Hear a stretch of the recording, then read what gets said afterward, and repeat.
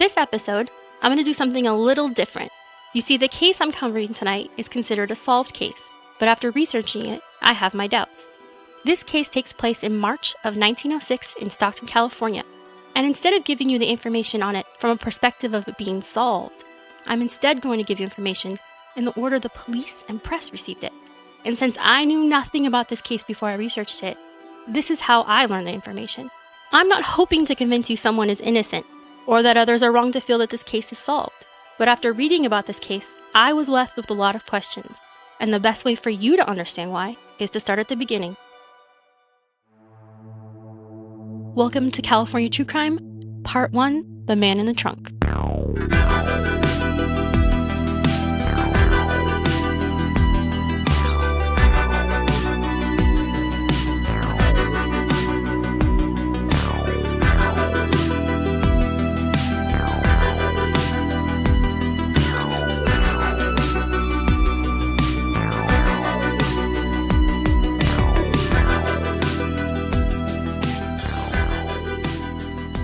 Thank you so much for listening to this episode. I'm Jessica, and I'll be your host. And my co-host today is Charles. Thank you so much for going over this case with me. Oh, you're welcome. I'm very excited for this case. This is an episode we're both excited about, actually, for many reasons. But one of them is that it took place in the early 1900s. And even though we lived in Stockton for a while, we had never heard of it. And in fact, we were given this case by someone you know. Yeah, actually, thank you to Edith Holbert, who is a friend of mine from work, who, when chatting about true crime and cases in our area, told me about this particular case from Stockton, which I'd never heard of. Yeah. And then gave it to you. And after some exhaustive research, I'm really excited about to get to talk to you about this tonight. And before we get started, I want to give everyone an idea of how I got information in this case. Since it was in the 1900s and it hasn't really been written on extensively, I went back to the beginning and used newspaper articles. This was a widely publicized case, so there were lots of articles and a lot of very specific information. I will say, though, that when using newspapers in this way, it's sometimes difficult to know if what you're reading is true. So I relied on a couple techniques to parse information. The first was this case was covered across the country, but papers closer to the event seemed to have more reliable information. That information was published more than once in several different papers, or even stayed the same over time. And the second way was there were often direct quotes from police, or the DA in this case, or even witnesses. So this was information I could at least count on being true to the person saying it, and over time as they get more information, the theory of the crime will change. And that's how you're going to get the information for this episode, as police received it, which means as you get the information, the crime and what happened will evolve throughout the episode. Our story starts on Saturday, March 24th, 1906, in Stockton, California, at the Southern Pacific Railroad station. This station is actually no longer there. It was replaced in the 1930s by a station a few blocks away on East Channel Street. The building was reportedly smaller and had the tracks on one side with grass and trees on the other. On this day, a baggage man for the Southern Pacific Depot noticed a very large Saratoga trunk sitting in the front of the depot in a place alongside the entrance, where baggage would often be put to wait either for loading onto a train or for its owner to come and claim it. And I learned a lot about luggage for this episode. Yeah, there's a lot in this episode about different kinds of luggage. Do you know what a Saratoga trunk is? A Saratoga trunk is actually a brand of trunk, so it was a manufacturer. It looks like what people think of as a steamer trunk. So it would be a large trunk that people would put their possessions in and then ship over long distances. We will put a link to what the trunk looks like on our website.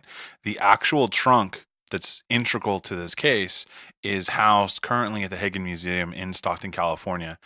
Currently, though, it is not out on display. It is in storage. From their curator, there is some talk about making a permanent display, but that's for future. The trunk itself, just so you have an idea of how long it is 3 feet long, 1.5 feet wide, and 2 feet tall. It was made of light brown wood and had metal corners, buckles, and straps. And when other witnesses come forward, this trunk's largeness is attention-grabbing, and also how heavy it is. So it's, according to them, it's very big. It's strange to have at a train depot. And I was actually surprised how many times it's mentioned how big this thing is. I don't know if I just had an idea of what luggage would look like. We measured it out. It didn't really seem that big, but it's mentioned over and over. I don't know. What do you think? Reading the story and even seeing the picture online, I really expected this trunk to be massive. And whether it's just because travel is a little more commonplace now and people are used to, suitcases and duffel bags and things like that, but when you do measure out the dimensions of the trunk, it's a steamer trunk, Right. It's not weird, but maybe it's the idea that it's unattended and like you said, it's a heavy Yeah, piece of luggage. it's definitely not just big, it's very heavy. Right. This particular trunk was locked and had a rope wrapped around it and tied in a knot. It was noticed by several workers at the train station during the afternoon of the 24th, and over the course of the afternoon and into the evening, all of the baggage that was sitting with it either gets picked up by its owners or is put on trains to other destinations, and all that's left sitting there alone was this large trunk. At 10 p.m., a baggage man wheeled the trunk into a freight room where it would be safe and out of the way, and as he does so, he thinks he smells something a little bit off about the trunk, so he becomes concerned and calls the police. A short time later, Captain Walker of the Stockton Police and a few other police officers arrive at the depot. They're taken into the freight room and shown the trunk, and a decision is made to open it up. What would follow would lead to a manhunt, a trial, and the beginning of one of the most publicized murder cases in California. And all of that would end with the first woman sentenced to hang for murder there. So to set the stage, you need to know a little about Stockton in 1906. At the time, Stockton was the fourth largest city in California, and it was a city purposely created to cater to all of the people coming through the area during the gold rush. And even though the rush of the gold rush had been over since about 1855, there were still people mining and throngs of people traveling in and out of the city. Much of this is due to the fact that Stockton sits on some very important waterways, including the San Joaquin River and a large deep sea waterway known as the Sacramento-San Joaquin River Delta. All of these waterways support transportation in and out of the area, and they'll be very important as time goes by for Stockton, as it will have large shipyards. Stockton is also surrounded by fertile agricultural land, and a whole industry springs up because of this, and it just never really ceases. Basically, most of everything that people are finding or creating is sent through Stockton to go out to the rest of California and ultimately out to the rest of the country. Stockton is a booming town, and as I said, it caters to people coming in and out. There are hotels, dance halls, bars, and even trolleys, which I didn't know it had trolleys. It made me really happy. Yeah, I was really shocked when in the reports talk about a trolley system throughout Stockton. That's something that you normally associate with like the Bay Area or like big cities. And actually, I verified that there was a trolley system through an episode of Huell Hauser, which is a pretty big thing here in California. Yeah, for anyone that doesn't know Huell Hauser, that's something that you need to look up. We'll put a link on our California True Crime page for the episode that was used for research in this episode, but do yourself a favor and try to find any episode of Huell Hauser's from PBS. So the police are ready to open the trunk. They break through the lock and cut through the rope, and when the lid swings open, they're immediately shocked by what they find inside. Looking up at them, eyes open, packed snugly inside the trunk, was a man. It was clear to police right away that the man was no longer alive. His body was on its back, his head pushed tightly into the side of the trunk, and his legs had been folded in three, or like an accordion, on top of him, and held in place by the lid of the trunk. His eyes were glassy, and clothes he wasn't wearing seemed to be packed all around him, helping him keep him in place. None of the officers there recognized him. He was wearing a nice black suit, and itself looked new, or at least rarely worn. The officers noted that it was made of fine materials. His collar was buttoned in the back, but not in the front, and I had to look this up. Yeah, collars at the time were not usually affixed to the shirt. So you had your shirt and then you had a collar separate, and it would have a few buttons to make sure that it stayed in place, and it was usually heavily starched. So it was material, but it had a little bit more of a cardboardy texture. Sometimes you see in old movies where the person unbuttons their collar and it kind of flies out. That's what they're talking about. In fact, the man was completely dressed down to his socks, but wore no shoes. And there are no shoes in the trunk among the other clothes either. At first glance, the only wound the man seemed to have was on his face. It was hard to tell, but his nose had either been broken or gashed in some way, and I don't mean a cut, I mean kind of like pushed or smashed in some way. And they knew this because blood had at some point poured from his nose in such quantities that it had pooled onto his chest and begun seeping around his body. The blood had since clotted, and in fact, the trunk that they have at the Hagen, and you can see it online, has blood stains on the sides of the trunk. Which is crazy considering that that's a lot of blood to come from somebody with a broken or smashed in nose. And considering it wasn't like soaked into his clothes or the clothes that are packed in there. Right. It's a lot of blood, but it's not so much that they think it's what caused his death. Oh, okay. So it's just a byproduct. Yeah. Out of the trunk, the police get a better look at the man. He's 6 feet 1 inches tall and about 200 pounds. He's described as a very good-looking man with large, light blue eyes, light-colored brown hair, and a thick waterfall mustache. His features are described as very refined. His hands were also very large, and while the suit he was wearing gave the impression of someone who had money, his hands had calluses which told a different story, and police believed he worked perhaps in some type of hard labor, perhaps mining or timber. His age was estimated to be between 38 and 40 years old. There was nothing on the man or in the trunk that identified who he was. Even the labels had been pulled from clothes. However, police found 2 clues they hoped might lead to an ID. The first came from the white shirt he was wearing under his suit.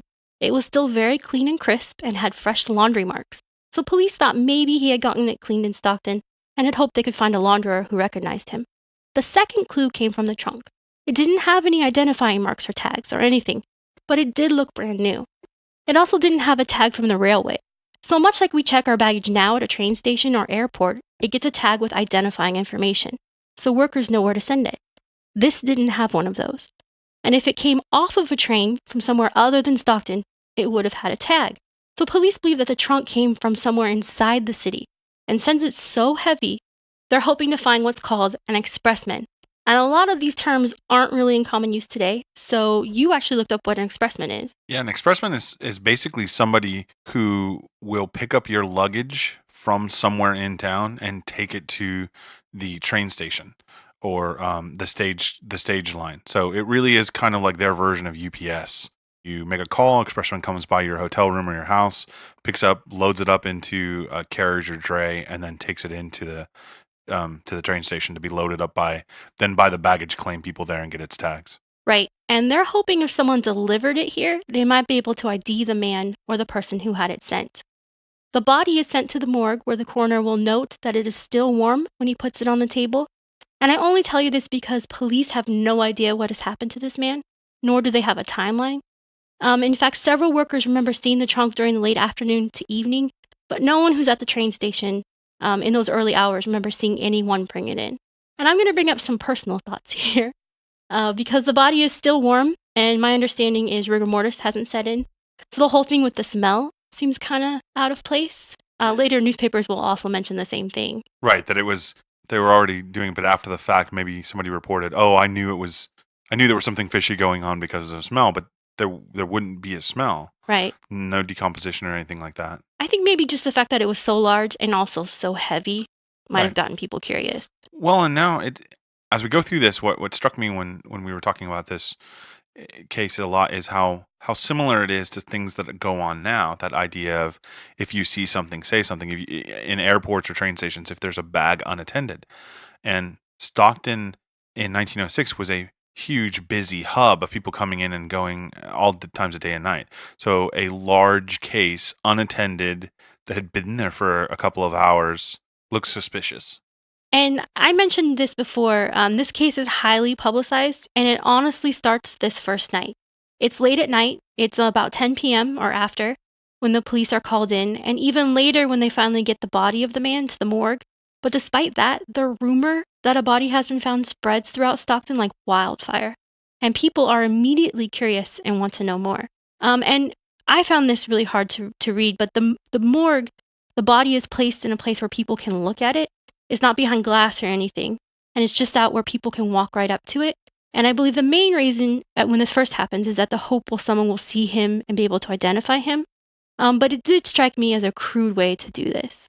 Yeah, I also think that when you're trying to identify somebody and don't have a better way, I mean, it's incredibly insensitive and incredibly crude, but I think it's a lot more uncommon for the time. I mean, I know that in the 1860s and 70s, death photos were somewhat common, that you could purchase a photo of a famous or infamous dead body. People paid in California history. Joaquin Murrieta, the head of Joaquin Murrieta, was put on display, and people paid a price to go and see it. So I think for maybe our sensibilities now, it's a really crude and insensitive, but maybe for 1906 it was somewhat more commonplace. And right away, people do line up to view the body that night, and police make identifying who he is their top priority. And it's quite a lot of police. I don't have an exact number. I tried to find one. And I won't name them all because it's so many, and that will get super confusing. And the sheriff comes in to help as well. But I was just surprised at how many police there were in Stockton. I didn't expect there to be that many. They said about interviewing people at the depot, including workers who may not have been there when they opened the trunk. Also, police are sent to look for an expressman in the city, as well as to talk with launderers. At the morgue, it's confirmed that the man was most likely murdered, which frankly is the direction the police are already going in, just based on finding the body. And I mean, it seems like an obvious assumption when you find someone in this state. Although, as I learned information in this case, I'm not entirely sure it's ever proven that the man was murdered, so just keep that in the back of your mind. On Sunday, the next day, March 25th, 1906, police identify the man in the trunk and start to piece together a picture of what happened to him. Again, this picture will change over the next few days. First, a launderer does recognize the man in the trunk and tells police that his name is Albert N. McVicar. Second, they're able to find where the trunk came from. And Officer Breyer talked with the clerk at a store that sold luggage. The store's name is D.S. Rosenbaum, and it's in Stockton. The clerk there remembers a woman coming in and purchasing the trunk just the day before, so the same day the trunk was found at the depot. She's easy for him to remember because she came in with a specific request for a trunk of a certain size. She wanted one that was 6 or 7 feet long. And this struck me as odd because it sounded a lot like the size of a casket. He didn't have one that fit these dimensions, so instead she bought the biggest trunk in the store, the trunk that they found. This clerk tells police that she used the name Mrs. McVicar when buying the trunk and that she wanted it delivered to a hotel in Stockton. And the store did hire an expressman to get it there. His name was Charlie Berry. Charlie Berry is a seasoned expressman in Stockton, and he owns the old Abbott dray. And I didn't know what a dray was. Yeah, dray is a flatbed cart, sometimes pulled by a horse or pushed. But its sole purpose actually originally was for beer barrels. But it's kind of like what we would use for a delivery van. So you pick it up in one spot. Again, the expressman using this flatbed cart to take heavy packages or luggage to the train station. Officer Breyer is able to track down Charlie Berry, and he confirms that he delivered the trunk to a hotel in Stockton called the California. Most often, this hotel was called the California in papers, but I also saw it called the California Hotel or the California House. And I believe it's set on the corner of Main Street and California Street in Stockton. Berry delivered the trunk to room 97 at the California at 12 p.m., and that when he got there, a woman answered the door to the room, but only wide enough to peek outside to see who was there. He identified himself, and she opened the door to the room, again just wide enough to push the trunk inside. The woman then instructed Mr. Berry to wait downstairs or to come back in about an hour, as she wanted to pack the trunk and then have him deliver it to the Southern Pacific train depot in time to catch the 1:20 p.m. train to Jamestown. Mr. Berry, having done this for a while, knew there wasn't sufficient time for her to pack and then get the trunk all the way to the depot, but the woman insists. And Mr. Berry takes the job and waits near the California. Shortly after 1 p.m., the woman approaches Mr. Berry on the street in front of the hotel and let him know that the trunk was ready to be delivered. She also let him know that since she would be missing the train, as he said, she'd be going to Jackson instead. Stockton is interesting because there's a lot of different train tracks coming out. There's 3 different companies, I believe, and they go everywhere.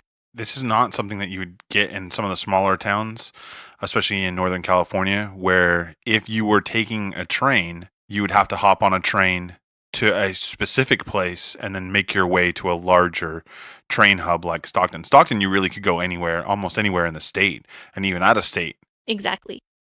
So shortly after 3 p.m., Mr. Berry went to room 97 to get the trunk, but when he tried to lift it, he couldn't. It was crazy heavy. So he had to send for another expressman in town to help him load it, and it took much longer than anticipated to get it to the railroad station.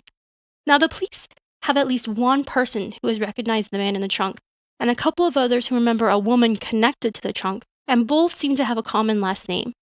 Officer Breyer uses this information and decides to go to the California to check the register, and he does find that a Mr. and Mrs. McVicar were registered to room 97, starting on Friday, March 23rd, 1906, and ending on Saturday, March 24th, 1906. With this information, they start to put together a picture of who the victim is, Albert McVicar.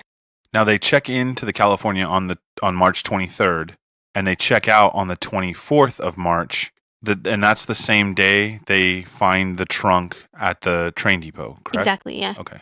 Albert N. McVicar often goes by the name Mac. He was originally from Canada, but moved with his family at a young age to Wichita, Kansas. He was raised there with his brothers and parents, who owned a drugstore in town. In 1885, he moved to Cripple Creek, Colorado, where there was a timber boom. He worked as a timberman and then for Wells Fargo Express Company, where he was promoted rapidly to an agent. And you know a little about Wells Fargo. Yeah, during this time, Wells Fargo isn't really a bank yet. Actually, Wells Fargo starts out as a freight company. So it is a way that people could send messages, packages, freight from one spot to another. In fact, it's a precursor to the Postal Service in the West. So think like Pony Express, or it fulfilled the same area that the train would. It just is slightly less expensive.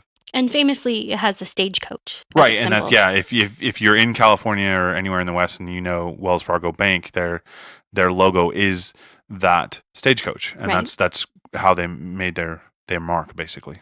So in 1901, he quit his job at Wells Fargo and moved to Globe, Arizona. In Arizona, he had a number of mining ventures. He also became friends with a man named William Williams. Williams would pass away, and after his death in 1902, McVicar would go on to marry his widow, a woman named Emma Williams, or Emma McVicar. The two would only stay married about 2 years before separating. In California, Albert McVicar would move and would get a job as a foreman for the Rawhide Mine in Jamestown. Jamestown is a town about 60 miles east of Stockton. It's in Tuolumne County, and Jamestown was a mining town. It also had several rail lines running through it to other destinations, some of which were used for timber or quartz ore mines. School children rode the train to get to school in Sonora, California, which is a bigger town near it. I couldn't find the exact population of Jamestown in 1906, but in nearby Sonora, which I said was a bigger town, and still is, in 1900, the population was a little over 2,000 people. So I'd say there was far less than this. It was a very small place and really still is. Its population in 2010 was just over 3,000 people. There's also a saloon currently in Jamestown called the Rawhide Saloon. Oh, really? Yeah, it's kind of right downtown. It's one street over from downtown. I didn't know that. He worked at the mine there. The mine said that everything said he was a timberman for the mine, which it made no sense to me. You actually explained this to me. Yeah, anytime you're going to have mining, you're going to need a commensurate amount of timber. So for hard rock mining, when they're digging into the earth, you're going to need timber to shore up. So like you see in like movies or pictures, and the miners are going into the deep mines, and they have these wood struts that are holding up the mine. You're going to need timber for that. For the mining that's going on in Jamestown, it's hard rock mining, but a lot of it is like sluice boxes. So this stuff is brought out of the ground. It's sent down through wooden structures with water so that the gold can be sifted out of that. So all of that lumber has to come from somewhere. So when you have mining, a really good way of making money sometimes is not just the mining aspect, but it's all of the other industry around the mining, like in this case, timber. Right. That makes a lot more sense. McVicar was known as a good-looking man that was well-liked by everyone. In general, he was described as a hard worker with a winning personality. He was also the kind of man who kept in close contact with his family over the years, despite being so far away from them. He would write them often and let them know what he was doing. But starting in around 1902, 1903, he had stopped writing his family altogether. And instead of receiving less and less letters, it just sort of happened all at once. Contact just ceased, and they didn't really know what he was up to or what he was doing. He had also, just a few days before he was found in the trunk, quit his job at the Rawhide Mine and gotten his last paycheck, as well as withdrew any money he had there. Most people put the amount of money he took out between $150 to $200, which I looked up, which now would be about $4,000 to $5,000. Using the description of witnesses, police believe the woman who was with McVicar, who was calling herself Mrs. McVicar, was most likely his wife. And at this point, they also believe, based on what they've heard so far, that she's probably his murderer. However, the description they have for her makes them question this assumption. She's described by witnesses as 5 feet 2 inches tall at most and 110 pounds. She has a small build and is between the age of 30 to 35 years old. Her hair is also dark, and she's described as pretty and stylish by several people. So, two things about her description force police to question whether she could have committed the murders. The first is that she's small, and McVicar, while not huge, is not a little guy. They aren't sure how she could have put him into the trunk, at least by herself, and surmise she may have had an accomplice. The second is something that will come up time and time again in this case, and it's that she's a woman. And the idea that she could murder someone and put them into the trunk is hard for them to understand.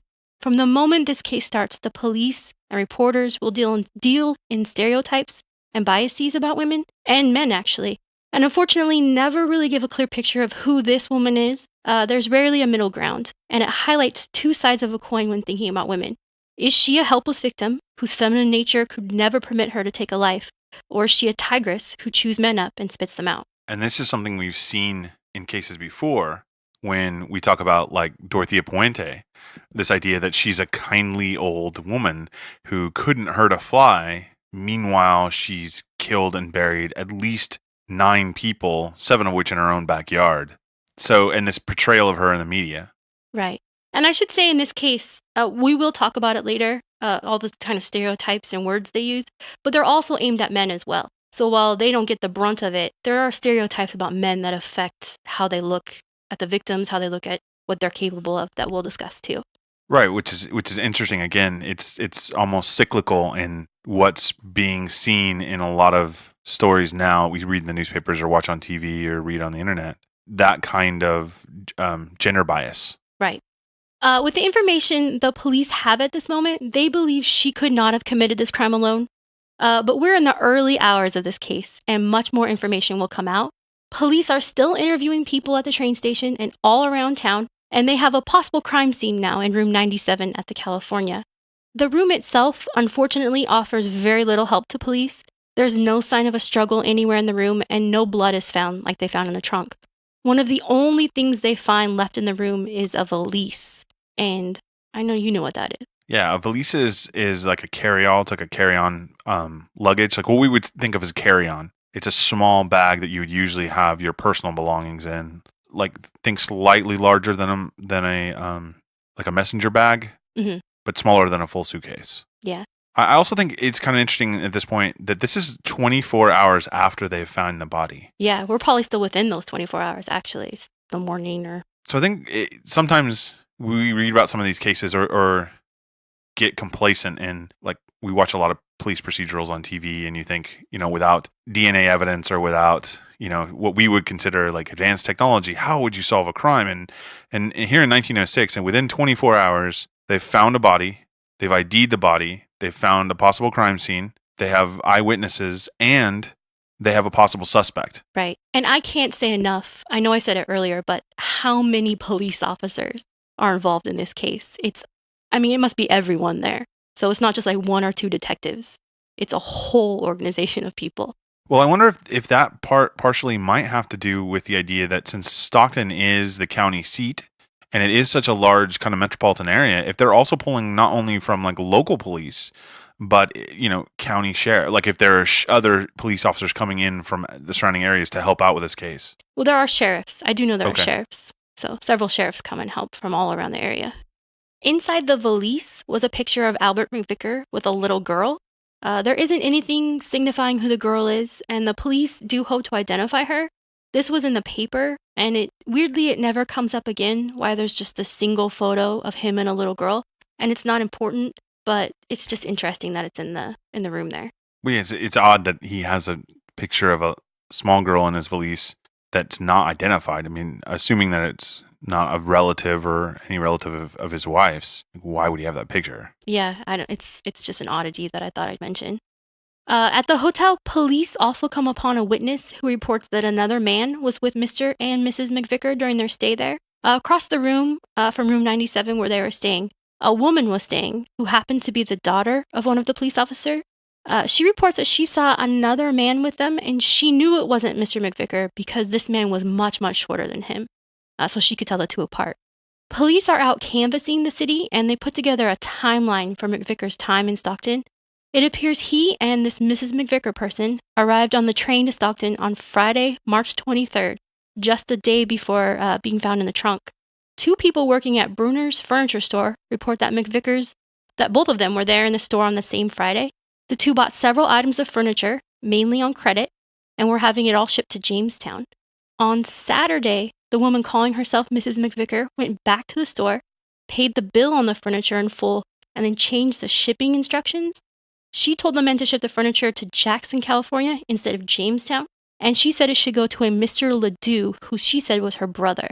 And I didn't remember this, but Bruner's Furniture was it was obviously a real store, but No, it was a chain in California of furniture stores. I can actually remember going to a Brunner store when I was a kid with my mom to look at furniture, and it was kind of a I won't say a big box store, but it was a big chain, and there was a big warehouse, and you could go in and they had aisles and aisles of chairs and beds, and yeah. then it actually relatively recently just closed its last store in 2004.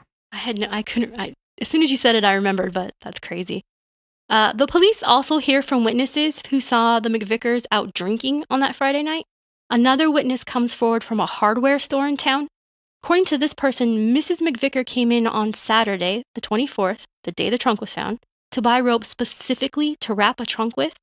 And weirdly, the sales clerk made a joke to her that she should be careful not to hang herself with the rope, which is just a morbid coincidence I thought I'd bring up. Aside from police, the coroner is also still working on the case, taking time out from displaying McVicar's body. An autopsy is conducted, and the two doctors who perform it report that they believe Mr. McVicar was murdered by blunt force trauma to the head that led to a concussion. They didn't know what kind of instrument was used. And there are no marks on his body other than his nose, and he has a couple bruises, they think, from being in the trunk. But there's not actually a mark on the back of his head. And they came to this conclusion for a couple of reasons. He doesn't have any skull fractures or broken skin, but since the person they believe did this is so little, they need to find a way she could have restrained him. And coming up behind him and hitting him on the head makes some sense. His stomach is also empty of food that would indicate he had breakfast, so that, coupled with him being fully dressed but no shoes, leads them to believe that he was murdered early in the morning. And as I said, these are all preliminary results based on what they know now. Things will change as they get more information. Police also finally get somewhere at the train station when several workers remember seeing Mrs. McVicar there. I don't know where these people were before. I think some of them may have just come into work or woken up and found out about the murder. Even though I'm giving you a lot of information, it hasn't even been a full day yet, so the trunk stuff is still getting discovered. At the depot, one of the agents tells police that a man and a woman were there at 3 p.m. and appeared to be very agitated. The woman especially was very upset her luggage wasn't there and had been trying to call the California from the Wells Fargo office, but couldn't seem to dial. The woman was in such hysterics at one point she almost collapsed. The agent was trying to help her dial when an expressman appeared at the station with a trunk. This man would turn out to be Charlie Berry. He brought the trunk onto the platform, and Mrs. McVicar produced a rope, and her and the man she was with wrapped it around the trunk, securing it in place. The train they were trying to get on was ready to leave, so she gave directions to put the trunk on the train, and then the two ran to get on the train themselves. The trunk was placed in the baggage car, and the baggage man on the train was getting it settled when he discovered it had not been properly checked and it did not have a tag. He pushed the trunk off the train and back onto the platform, where it was later loaded with other luggage waiting to be picked up. Another baggage man reported seeing the man and the woman as well. He remembered her going into the baggage room to grab her satchel.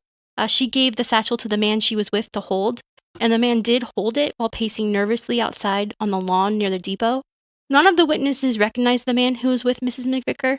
They all described him as swarthy, or having a darker skin tone, of ordinary height and weight, middle-aged and with a black mustache. Police now assumed they were looking for two people, but what they didn't know is where they had gone. Trains leaving Stockton, as we said, go in every direction imaginable.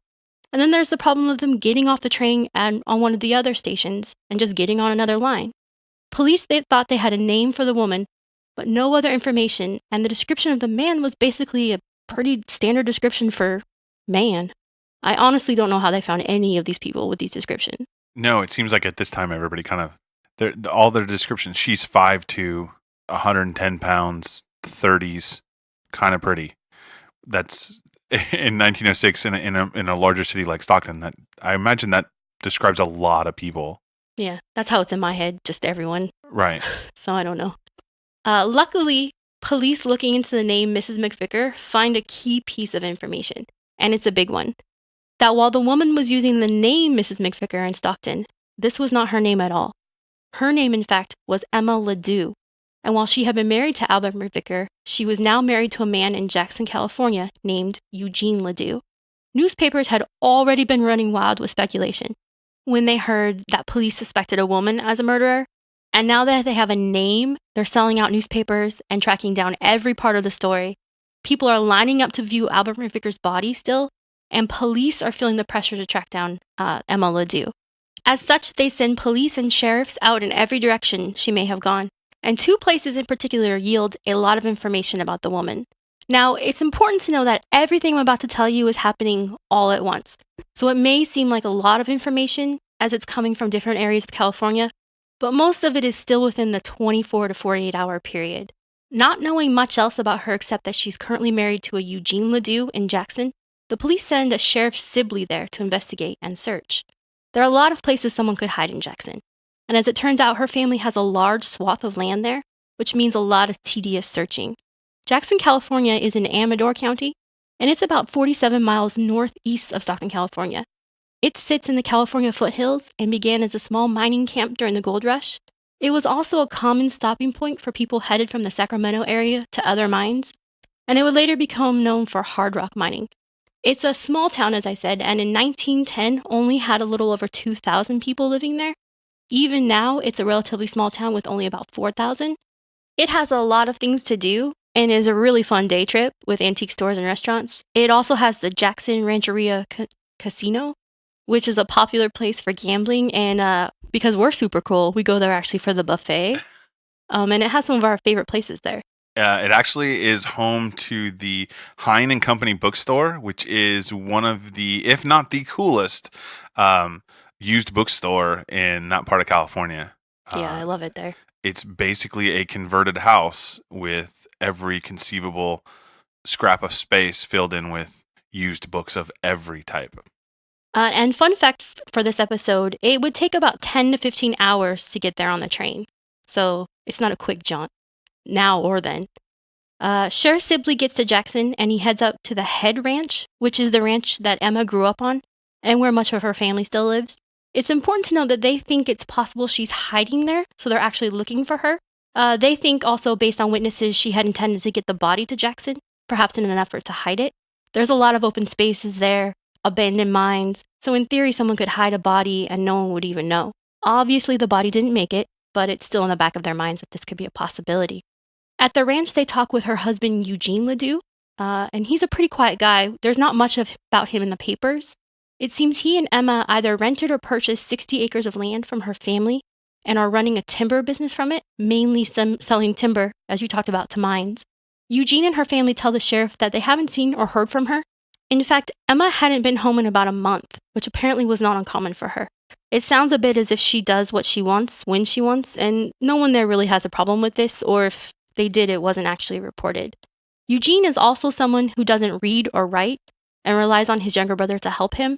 The papers make a big deal of this, and apparently Emma runs much of their business. And I only bring this up because while Emma will often be described in pretty simplistic terms, the men in her life will also be described without much detail, but a lot of judgment. So many of the papers almost juvenilize him. They talk at length. They call him an imbecile or a moron. And I don't know, to me it just seems kind of odd. And I don't know how common or uncommon it was. It feels common to me that someone may not have learned to read or write at this time. Right. It's still 1906, and they're from Jackson, so that I can't imagine that they have a huge school there. And if they do, it's a small community.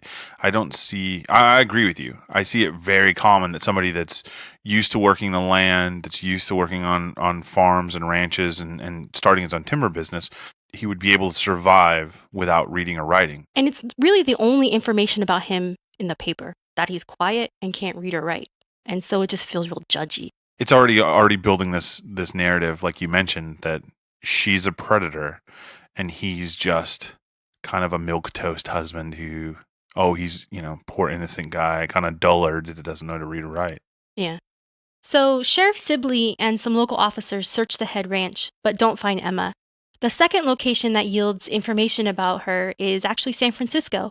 A sheriff named Sheriff Case is sent there to see what he can find out about her. And San Francisco is obviously a city most people have heard of, and it's already a very large city at the time with a lot of places to hide or disappear.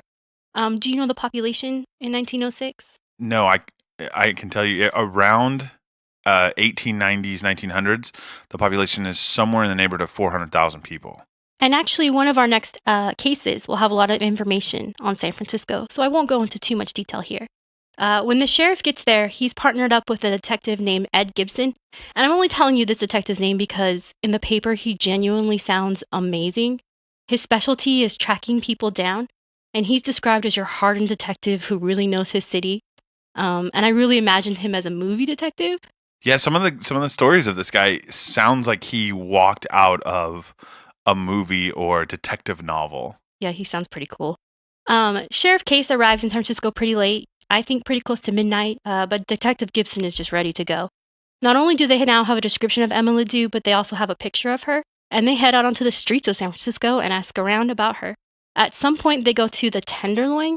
The Tenderloin is a neighborhood in San Francisco that's pretty close to downtown, and it's known as a seedy area in the city. And you actually have an explanation for where it got its name. Yeah, I looked up why that particular part of town would be called the Tenderloin, and the name actually comes from the underbelly of a pig. So it's just sort of the underbelly of the city. Yeah, the underbelly of the city. In the Tenderloin, they find out Emma is someone who spends a lot of time there.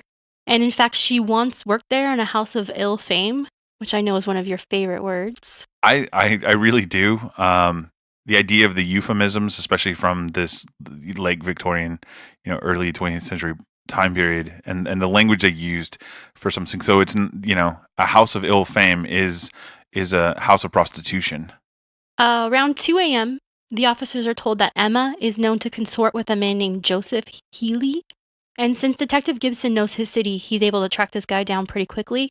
Joseph Healy lives at 1152 Florida Street with his parents and two brothers. He's a 20-year-old plumber who's known by his neighbors as a man with quote-unquote good habits. And I learned that meant he doesn't drink, he goes to church, he doesn't cause a lot of problems. Now, as soon as officers hear that Emma spends time with this Joseph Healy person, they immediately think that perhaps he could be the man that she was seen with in Stockton, and they treat him as such when they roust him out of bed at 2 a.m. and take him to city prison for an interview. At the prison, Healy is questioned on his relationship with Emma, as well as his movements over the last few days. And Healy has an odd thing he does that will help the case greatly. This young man carries a notebook with him in which he writes down every interaction, no matter how large or small. And I thought this was weird. I guess it's not that different than writing in a diary or journal, although I just don't think you write down every interaction. I think it's a little different than writing in a diary, just because it's... So if I understand this correctly, he carries around a notebook, and then if he meets you on the side of the street, he would write that down instantly? That's my understanding. So yeah, that's weird. Well, it helps him out. Right. Joseph Healy met Emma Ledoux in January of 1904 when he was 18 years old. She would have been about 30 at the time. They met in San Francisco, and she told him her name was Emma Williams. Healy fell into deep love with her, and her with him. By that April, he had used his savings to buy her a diamond engagement ring. The first time he proposed to Emma, she turned him down, but when he tried a second time, she said yes. The two planned to marry in April of 1905, so a full year later. This would never come to pass. Shortly after they got engaged, Healy's mother received an anonymous typed letter in the mail. The letter was signed, quote, from a committee of friends, unquote, and told her all about Emma's past. In it said that Emma had been married several times, had spent time as a prostitute, and warned her that she was just using her son for his money. After getting the letter, Healy's mother went to her son to plead with him not to marry Emma. He sticks up for Emma, but he does confront her about the things the letter said. They get in a large fight, end their engagement, and break up. Healy let the officers know that he thought Emma had actually written the letter to his mother herself. Typed letters was often a way she communicated, and he thought it sounded like something she would write. Lastly, Emma had told Healy that she thought something would break them up, and the letter came right after. Apparently, after they broke up, Healy asked for the engagement ring back, but didn't get it. And over the ensuing year, from 1904 to 1905, the two would contact each other, usually under the guise of getting or giving the ring back, and end up seeing each other. Again, there's so much publicity in this case that they get the Healy story really rather quickly, and you can imagine adding engagement to a much younger man to the story that's already played out, how they took that. Right. Again, it's feeding into that machine of the evil Emma preying on this poor innocent youth from the big city. Right. And it's really it's hard to pin down what Healy did and did not know about Emma. He's very young, so it's possible, obviously, he was probably a bit naive. However, they find this guy because people in the Tenderloin know about him, where she worked as a prostitute, so it's possible he knew her in this capacity. He's also been to her home in Jackson. He's met her family. He even did plumbing work on our mother's house there. So it's hard for me to know what he did or did not know about the letter that was sent to the mom. But he was close. He was close to her family. I mean, he went up and did work for them on their farm. Yeah, I don't know about close, but he had at least met them a few times. Okay. So it's just I'm not sure that he didn't really know that she had been divorced, that she had lost a husband, or right. It in lieu of any evidence, all this is just speculation. Whether what he did or didn't know, it's not reported. He didn't offer that up, other than that they were engaged, and he had met her parents. Anything else is just conjecture. Yeah, it's possible he knew everything about her and still fell in love with her. In July of 1905, Healy heard a couple of things that will cause him to cut off contact with Emma. The first is that he heard she had married Eugene Ledoux, and the second is that he also hears she's living with Albert McVicar. So that's a lot of things to hear. He kind of just decides to let the ring issue go. And this is all information that the police are getting from Healy and Healy's notebook of his daily interactions? Right. So some of this information might be confusing because it is how police are hearing it, and they are just getting this information from Healy. So we don't know very much about Emma Ledoux or her life yet. So, and you have to remember, this is just within the first, I think it's still Sunday night. So the first 24 hours, theoretically. So, and then, okay, they're tracking him down and trying to get his side of the story. They still haven't laid eyes on her yet. No. And then they're trying to figure out if he's the man that was seen with her in Stockton as well. But according to everybody, it doesn't seem like he's the guy that was with her in Stockton. No, we'll get to that. He's able to use the notebook, luckily, to kind of prove his alibi. Oh, okay. But we haven't quite got there. So Healy isn't in contact with Emma over the last year, but all that changes when he suddenly hears from her on Tuesday, March 13th, 1906. This is almost 2 weeks before the trunk is found. Emma calls Healy and tells him she's in San Francisco and asks him to meet her at the corner of Stockton Street and Geary Street so she can give him the ring back. Healy goes and waits for her, but she never shows up. The next day, she calls him again and apologizes for not showing up. She tells him that she was with McVicar in the city and he had fallen ill. According to her, McVicar had, quote, not long to live, unquote. Healy also asked her what happened to him, and she said he was dying from miner's consumption. This is what Emma had told Healy her husband, William Williams, had died from. Healy also lets the police know that Emma had claimed she was left a $10,000 insurance payout when her husband, William Williams, died. That's actually about $281,000 now. Healy also tells police that she had asked him to get a life insurance with her as the beneficiary after they were to be married. The police listen to this story, and assuming Healy is telling the truth, learn a few new things. The first is that Emma had been married to at least one other person. So for the police, what they know now is that she is currently married to Ledoux, she had been married to McVicar, was engaged for a time to Healy, and now they know that she had had another husband who had died from miner's consumption. And I think you can explain what miner's consumption is? Miner's consumption is a term that covers diseases of the lung that people get from inhaling particles inside a mine. Symptoms include having trouble breathing, coughing, and coughing with mucus. I don't have exact numbers for how many people died at the time or got sick from miner's consumption. I'm assuming that since mining is so commonplace in Northern California, and the number of people that would be dying from this disease is huge, but also probably wouldn't be recorded because it's a common way to die. It's a dangerous livelihood, and in 1906, there aren't the safety precautions that mines have in 2018. The second thing they learned is that McVicar had been ill just a couple weeks prior to him dying in Stockton, so when he was in San Francisco. The police are still working under the assumption that he most likely was killed by blunt force trauma, but the police are very interested in finding out more information regarding his time there on the 13th. And the third thing they believe they have stumbled upon is a possible motive for murdering McVicar. Again, this is just information they're getting, so they're still trying to piece it all together. But they now think it's possible that Emma is a kind of black widow, someone who marries men and then murders them for their money. So basically, the idea is that she marries someone, they get life insurance, and then she murders them. And they don't know if McVicar had any money that would go to her, but the information that she had one insurance payout and had asked Healy to get insurance sort of gets them thinking. And again, the press has all of this information and runs with it, regardless of what has been proven. In fact, the press dubs her a female Bluebeard. And I think you know a little bit about this story.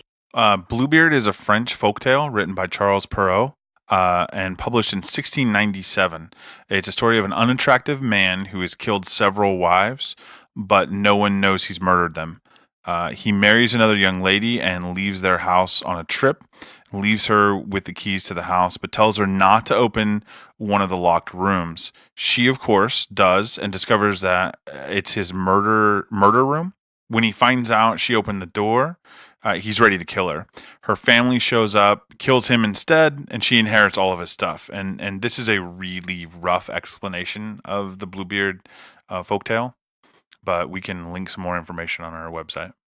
And remember, this is still just a day after the trunk was found.